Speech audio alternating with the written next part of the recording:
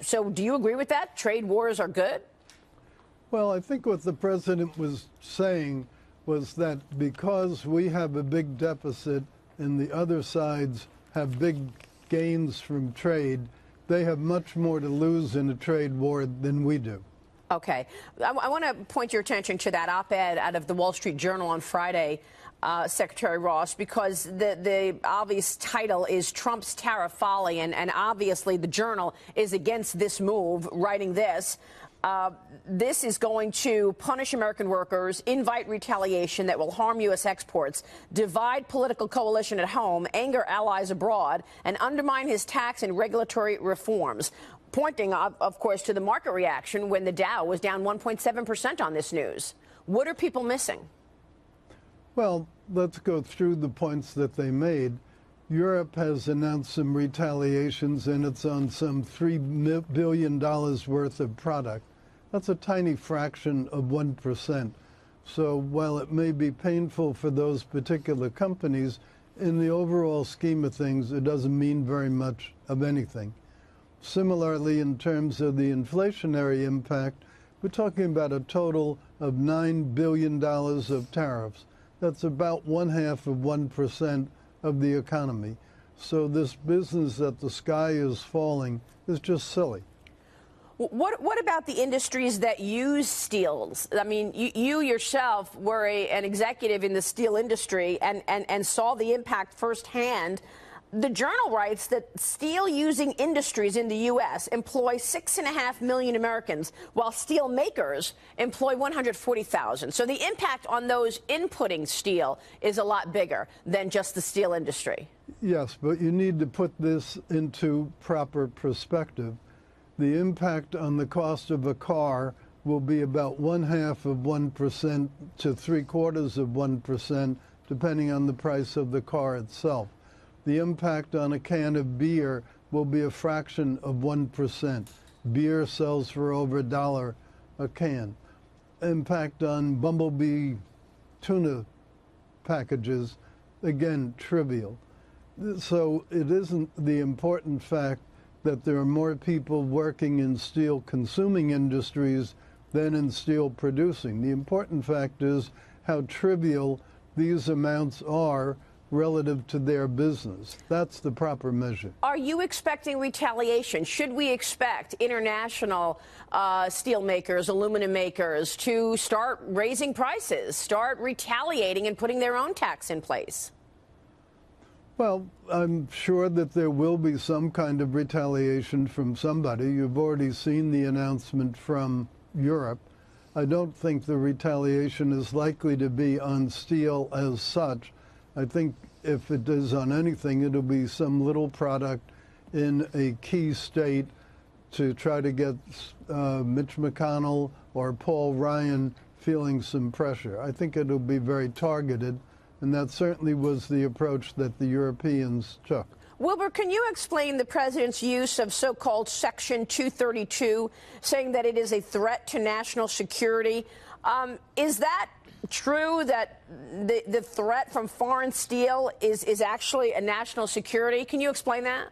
Yes. Well, Section 232 has a very broad definition of what constitutes national security. It focuses a lot on economic security. And as General Mattis and others have said, economic security is national security. So that's the big connection. Steel is only used in a small percentage of the total output in military goods. That's certainly true. But we're down to only one producer of the armored plate that's used in military vehicles.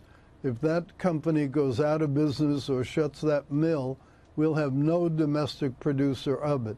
Similarly, in aluminum, we only have one producer domestically of the high-purity aluminum needed for military aircraft and for satellites.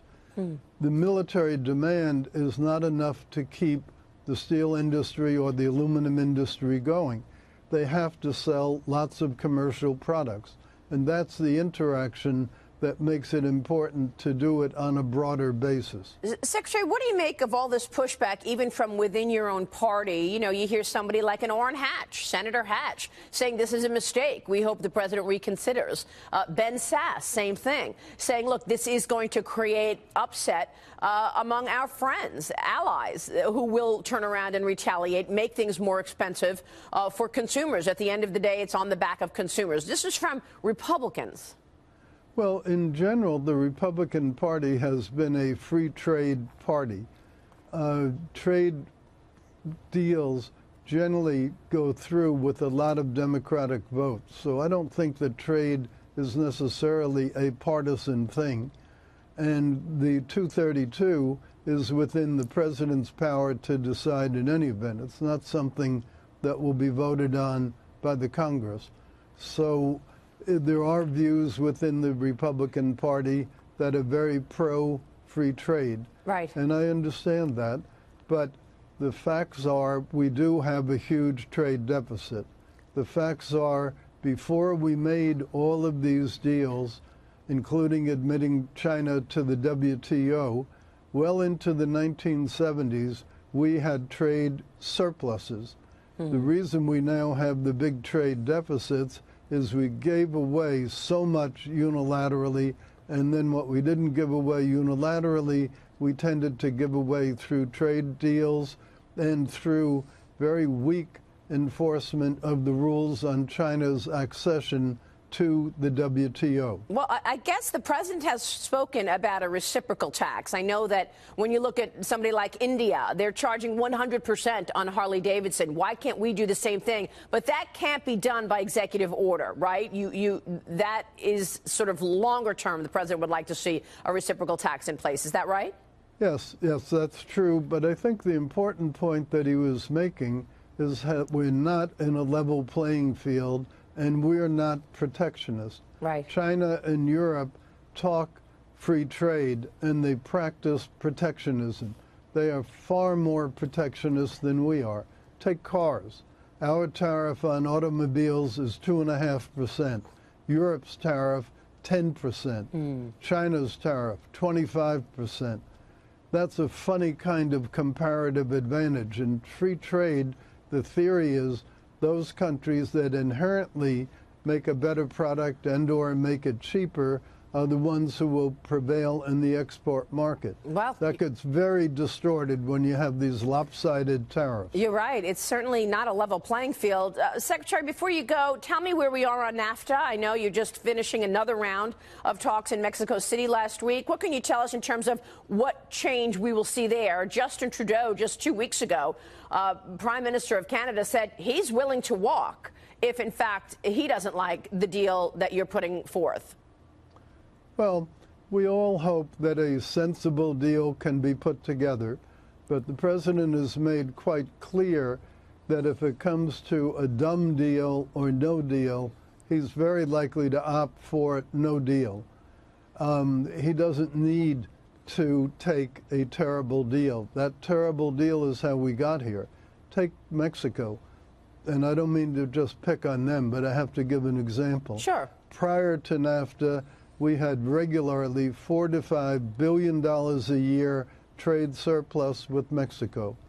Subsequent to NAFTA, we have a cumulative deficit of more than $1 trillion. That's wow. trillion with a T. That's a very big transformation of the relationship. It sure is. All right. Secretary Ross, good to see you this morning. Thanks very much. Thank you, Maria. We'll Good keep to be watching on with you. the